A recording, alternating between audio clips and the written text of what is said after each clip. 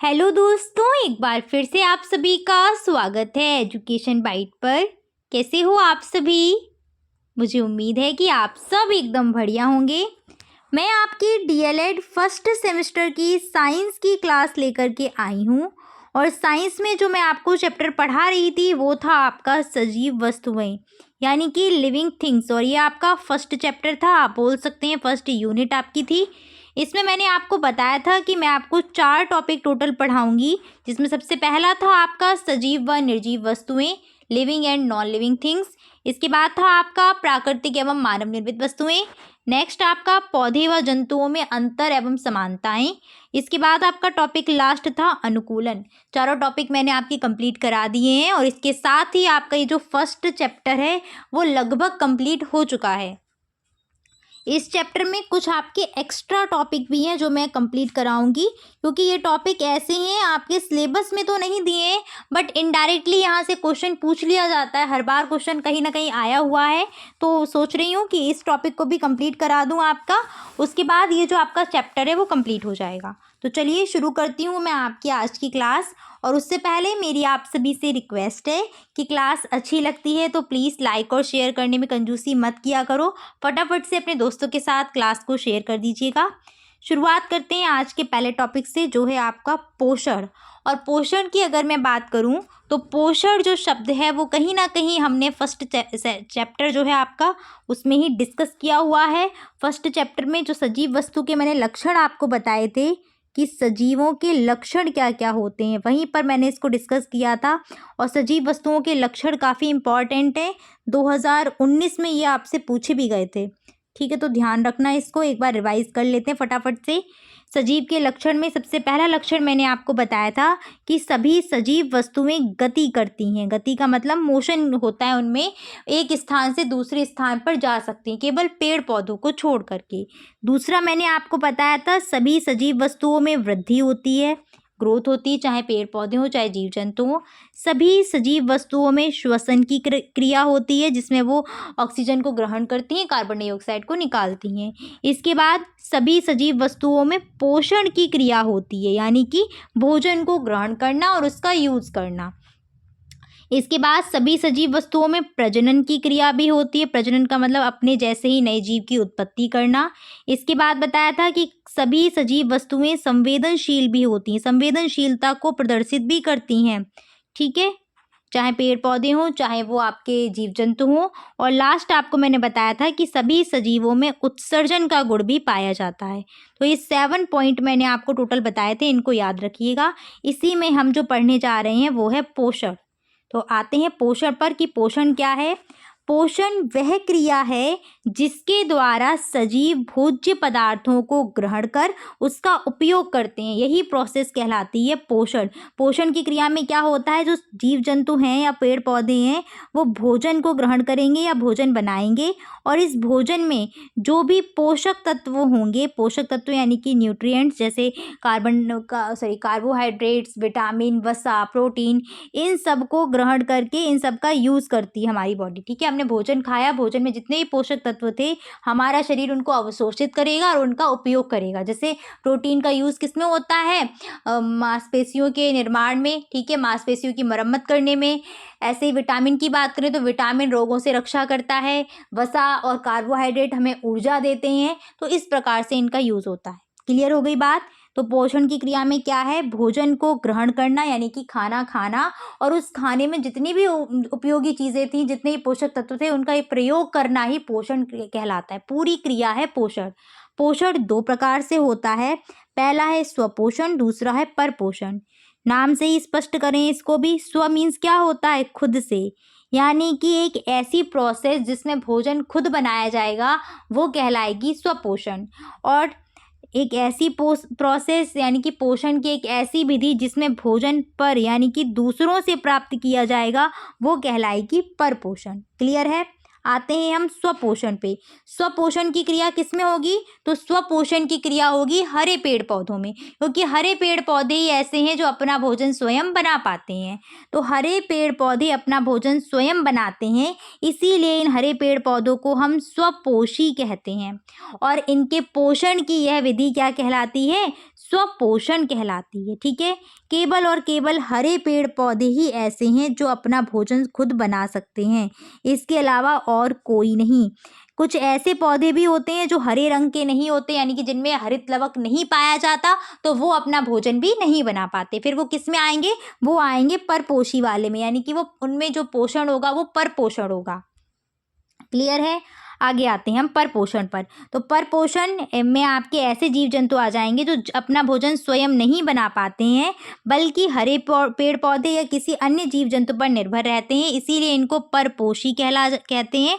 और इनके जो पोषण की विधि होती है, इस विधि को हम परपोषण कहते हैं। ठीक है, अच्छा, इस विधि को एक और नाम से जानते हैं जो है विषम पोषण, या फिर विषम पोषी आप बोल सकते हैं। विषम पोषण या विषम पोषी भी यही है। ठीक है, इसमें कई सारे जीव जंतु आ जाएंगे, जैसे गाय। गाय भी क्या है? ये परपोषण या परजीवी है, ये दूसरों से अपना भोजन प्राप्त करती, जैसे घास फूस हो गया। मनुष्य भी देखो पेड़ पौधों पर डिपेंड है या किसी अन्य जीव पर। इसी प्रकार से आप शेर, चीता और आपका लोमड़ी, गाय, भैंस, बकरी, घोड़ा, सभी के सभी क्या है? परजीवी। अमरबेल की बात करें तो अमरबेल जो है वो पौधों की श्रेणी में आता है। पादप है, एक बेल है, जैसे मनी प्लांट की होती है उसी प्रकार से ये, जैसे कोई हरा भरा पौधा है बड़ा सा, और इस पौधे पर अगर आप अमरबेल डाल दें तो अमरबेल अपना भोजन खुद नहीं बनाती है, वो क्या करती है? इस पौधे से, जिस पौधे पर डाली गई है, इस पौधे से अपना भोजन प्राप्त करेगी, पोषण प्राप्त करेगी, और ये पौधा एक टाइम पर आकर के सूख जाएगा। ठीक है, तो ये है अमरबेल की खासियत। तो अमरबेल क्या हो गई? एक परजीवी हो गई। उम्मीद है आपको चीज़ें समझ में आ गई होंगी। अब हम आगे बढ़ते हैं किस पर? प्रकाश संश्लेषण की क्रिया पर। मोस्ट इम्पॉर्टेंट टॉपिक है ये, 2022 में ये आया हुआ है, प्रकाश संश्लेषण। ठीक है, जस्ट अभी मैंने आपको क्या बताया था कि जो हरे पेड़ पौधे हैं वो अपना भोजन स्वयं बनाते हैं। तो हरे पेड़ पौधों के द्वारा जो भोजन बनाया जाता है, यही प्रोसेस कहलाती है प्रकाश संश्लेषण की क्रिया। हरे पेड़ पौधे के द्वारा भोजन बनाने की विधि कहलाती है प्रकाश संश्लेषण की क्रिया। बात करते हैं कि भाई पौधे के किस भाग में यह क्रिया होती है, यानी पौधे का कौन सा भाग है जहाँ पर प्रकाश संश्लेषण की क्रिया होगी, तो वो हैं आपकी पत्तियाँ। क्वेश्चन इस प्रकार से भी पूछ लिया जा सकता है आपसे कि जो है मतलब कि पौधे में कौन भोजन बनाता है, पौधे में कहाँ पर भोजन बनता है। तो पौधे में भोजन कहाँ बनता है? पत्तियों में बनता है, क्योंकि जो क्रिया है वो कहाँ होती है? ये पत्तियों में होती है। क्यों होती है? क्योंकि पत्तियों में हरित लवक पाया जाता है। क्लियर है? अब ये प्रोसेस किसकी प्रेजेंस में होगी, तो इसको देख लीजिएगा। यह प्रक्रिया सूर्य के प्रकाश व क्लोरोफिल की प्रेजेंस में होती है। क्लोरोफिल को हम दूसरे नाम से जानते हैं, वो क्या है? हरित लवक। ठीक है, अगर हरित लवक नहीं होगा तो भी ये क्रिया नहीं होगी, यानी कि पौधा अगर किसी और कलर का है, हरे रंग का नहीं, उसकी पत्तियां हरी नहीं है, तो उसमें यह प्रक्रिया नहीं होगी। दूसरा, अगर वहाँ पर सूर्य का प्रकाश नहीं है, जैसे मान लीजिए रात के समय सूर्य का प्रकाश नहीं होता, तो क्या यह प्रक्रिया होगी? नहीं होगी। ठीक है, क्या एक अंधेरे बंद कमरे में यह क्रिया होगी? नहीं होगी। सूर्य का प्रकाश उपस्थित होना जरूरी है। ठीक है, अब इस प्रक्रिया में होता क्या है इसको देख लीजिएगा। इस क्रिया में हरे पेड़ पौधों के द्वारा ली गई कार्बन डाइऑक्साइड गैस और अवशोषित किया गया जल सूर्य के प्रकाश व क्लोरोफिल की प्रेजेंस में क्रिया करके ग्लूकोज और ऑक्सीजन गैस बनाते हैं। ठीक है, इस क्रिया में होता क्या है, इसको चित्र से आप अच्छे से समझ पाएंगे। चित्र पे ध्यान दीजिएगा, चित्र को देखिएगा। क्या होता है? ये एक पेड़ है, आपका पौधा है, ये क्या करेगा? हमारे द्वारा छोड़ी गई कार्बन डाइऑक्साइड गैस को ग्रहण करेगा। ठीक है, इसके बाद हमने जो जल दिया था, तो इसकी जड़ें क्या हैं? जल को अवशोषित कर लेंगी। इसके बाद सूर्य के प्रकाश व क्लोरोफिल की प्रेजेंस में ये कार्बन डाइऑक्साइड और वाटर आपस में क्रिया करके क्या बनाएंगे? ऑक्सीजन गैस बनाएंगे, साथ साथ ग्लूकोज बनाते हैं। ठीक है, शुगर यानी कि ग्लूकोज शुगर को ये आप मान सकते हैं। ठीक है, तो ये बनता है, ऑक्सीजन गैस बाहर निकलती है, साथ में एक वेपर भी बनती है वाटर की। ठीक है, वाटर वेपर जिसको आप बोल सकते हैं। तो ये पूरी प्रोसेस होती है। तो यहाँ पर मैं इसको लिख करके आपको बताती हूँ कि इस प्रक्रिया में होता क्या है। कार्बन डाइऑक्साइड जल के साथ क्रिया करता है और क्या बनता है? यहाँ पर ग्लूकोज बनता है। ठीक है, और क्या बनता है? ऑक्सीजन गैस बनती है। किसकी प्रेजेंस में क्रिया होती है, ये ज़रूर ध्यान रखना। तो सूर्य का प्रकाश उपस्थित होना चाहिए और क्या होना चाहिए यहाँ पर? क्लोरोफिल। जब ये दोनों उपस्थित होंगे तभी ये प्रक्रिया हो पाएगी। ठीक है, तो यहाँ पर अगर हम बात करते हैं प्रकाश संश्लेषण की क्रिया की, तो एक बार फटाफट से इसको रफली देख लीजिए। प्रकाश संश्लेषण की क्रिया कहाँ पर होती है? तो प्रकाश संश्लेषण की जो क्रिया है वो कहाँ होती है? पौधों की पत्तियों में होती है। ठीक है, इस प्रक्रिया में क्या होता है? तो पौधे अपना भोजन बनाते हैं इस प्रक्रिया में। इस प्रक्रिया को होने के लिए 4 चीज़ों की आवश्यकता है। वो 4 चीज़ें कौन कौन सी हैं? सबसे पहला सूर्य का प्रकाश होना चाहिए। इसके बाद क्लोरोफिल की उपस्थिति होनी चाहिए जिसको हम हरित लवक बोलते हैं। और क्या चाहिए इसके लिए? कार्बन डाइऑक्साइड गैस चाहिए जो पौधे अवशोषित करेंगे, और उसके बाद जल, ये भी पौधे अवशोषित करेंगे। ये चारों की उपस्थिति जब होगी तब मिलकर के ये दोनों आपस में रिएक्ट करते हैं। ठीक है, आ जाइए रिएक्शन को देख लीजिए। रिएक्शन मोस्ट इंपॉर्टेंट है, आपकी रिएक्शन पूछी गई है 2022 में। क्वेश्चन दोनों प्रकार से आता है, या तो आपसे थ्योरी पूछ सकते हैं या फिर रिएक्शन भी पूछ सकते हैं। ठीक है, तो इसमें होता क्या है इस क्रिया में कि कार्बन डाइऑक्साइड के 6 अणु जल के 12 अणुओं के साथ क्रिया करके ग्लूकोज का निर्माण करते हैं, ऑक्सीजन गैस बनाते हैं, और साथ साथ में वाटर वेपर भी निकलती है। ठीक है, जो सही रिएक्शन है वो यही है। तो इसको यहाँ पर एक बार मैं आपको समझा देती हूँ कि प्रोसेस कैसे होती है। कार्बन डाइऑक्साइड के 6 अणु वाटर के 12 मॉलिक्यूल के साथ रिएक्ट करते हैं। किसकी प्रेजेंस में? तो वो आपको यहाँ पर एरो के ऊपर लिखना होगा, सूर्य प्लस क्लोरोफिल। सूर्य का प्रकाश लिख दीजिएगा, यहाँ पर जगह कम है तो क्लोरोफिल मैं ऐसे ही लिख देती हूँ। ठीक है, क्या बनता है? तो बनता है हमारा क्या? C6H12O6 ग्लूकोज बनेगा, प्लस ऑक्सीजन गैस बनेगी, और प्लस क्या बनेगा? वाटर वेपर निकलेगी। ठीक है, अब देखिए इसको बैलेंस करना है, तो बैलेंस करो। कार्बन देखो यहाँ 6 हैं, यहाँ भी कार्बन 6 हैं। ऑक्सीजन यहाँ पर कितने हैं? 6 दूनी 12 है, और 12 ये, तो 12 ऑक्सीजन कितने हो गए? 24 हो गए। यहाँ पर ऑक्सीजन कितना है? 6 ऑक्सीजन ये, और यहाँ है। तो पहले हाइड्रोजन को बैलेंस करो। हाइड्रोजन कितना है? हाइड्रोजन यहाँ पर है 12 दूनी 24, यहाँ हाइड्रोजन 24 है। यहाँ हाइड्रोजन कितना है? 12 यहाँ पर है, 2 यहाँ पर है। तो कितने का गुणा करें कि हमें 12 मिल जाए? तो यहाँ पर हम मल्टीप्लाई कर सकते हैं 6 का। अब देखो हाइड्रोजन बैलेंस हुआ, 6 दूनी 12 यहाँ से बना, और 12 यहाँ से, 12 12 24 हो गया। अब ऑक्सीजन को बैलेंस करने की बारी आती है, तो ऑक्सीजन को बैलेंस कर लीजिएगा। ऑक्सीजन यहाँ पर 24 थे, जिसमें से यहाँ पर ऑक्सीजन कितने हो गए हैं? 6 और 6 12 ऑक्सीजन हो गए हैं। तो इसको भी हम क्या करें? 24 बनाने के लिए यहाँ 6 का मल्टीप्लाई कर दें, तो 6 दूनी 12। तो इस तरीके से ये आपकी रिएक्शन कंप्लीट हो जाएगी। उम्मीद है समझ में आ गया होगा। ठीक है, कहीं कहीं पे आपने देखा होगा वाटर वेपर नहीं निकालते हैं वो, तो सिंपल उसमें क्या करते हैं? कार्बन डाइऑक्साइड और वाटर की रिएक्शन करके दिखा देते हैं, ग्लूकोज और ऑक्सीजन बना है। तो इतना गलत नहीं है, बट जो सही रिएक्शन है उसमें क्या है कि वाटर के 12 मॉलिक्यूल पार्टिसिपेट करते हैं, इसलिए 12 अणु हमें लेने पड़ेंगे। ठीक है, और उनको बैलेंस जब हम करते हैं तो यहाँ पे वाटर वेपर भी निकलती है। तो इस चीज़ को ध्यान रखना, रिएक्शन बहुत इंपॉर्टेंट है, तो इसको ज़रूर अच्छे से तैयार कर लीजिएगा। ठीक है, एक चीज़ और यहाँ पर ध्यान रखिएगा, कभी कभी ये क्वेश्चन वैसे यहाँ तो नहीं पूछेगा आपसे, बट अगर आप कहीं तैयारी कर रहे हैं किसी कंपटीशन की तो जनरल साइंस में आ सकता है कि यहाँ पर जो ऑक्सीजन गैस निकलती है ना, ये जो ऑक्सीजन गैस बनी हुई है, ये ऑक्सीजन गैस कहाँ से आती है? कार्बन डाइऑक्साइड से बनती है या जल से? तो ये ऑक्सीजन गैस जो निकल के आती है वो जल से निकल के आती है। ठीक है, इस ऑक्सीजन गैस के जो मॉलिक्यूल हैं वो कहाँ से आएंगे? जल से निकल के आएंगे, वाटर से निकल के आते हैं। ठीक है, तो ये चीज़ ध्यान रखना, क्वेश्चन आपका किसी और मतलब कंपटीशन एग्जाम में आपको मिल जाएगा। ठीक है, जैसे आप अगर तैयारी किसी और की कर रहे हैं वहाँ पर। आगे बढ़ते हैं हम अगले टॉपिक पर। नेक्स्ट है आपका शाकाहारी जंतु, मांसाहारी जंतु, सर्वाहारी जंतु। 2019 में ये पूछे गए थे, ये एक्स्ट्रा पॉइंट है। शाकाहारी जंतु क्या होते हैं? इनको हर्बीवोरस बोलते हैं। वे जंतु जो केवल शाक खाते हैं, केवल हरे पेड़ पौधों को खाते हैं, वो शाकाहारी जंतु कहलाते हैं। जैसे कि कौन कौन आ जाएगा?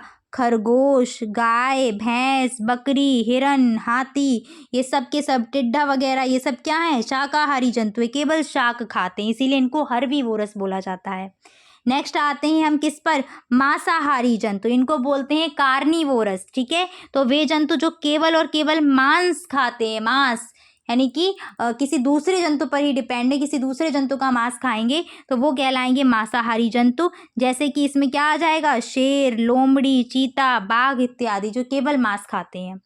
बात करते हैं सर्वाहारी जंतु की, तो ऐसे जंतु जो किसी दूसरे जंतु का मांस भी खा सकते हैं और शाक भी खा सकते हैं, यानी कि पेड़ पौधों को भी खा सकते हैं, दोनों को खा लेते हैं, वो कहलाते हैं सर्वाहारी जंतु। इनको ओमनीवोरस बोला जाता है।